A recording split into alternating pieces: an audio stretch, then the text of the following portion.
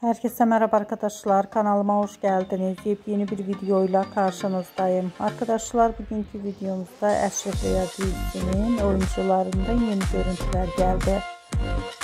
Eşref Rüya dizisinin arkasından canlı röportajı sizler için kanalımda video halinde sunuyorum.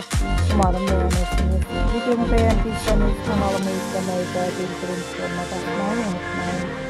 Şimdilik benden bu kadar olsun arkadaşlar. Yeni videomuzda görüşmek üzere.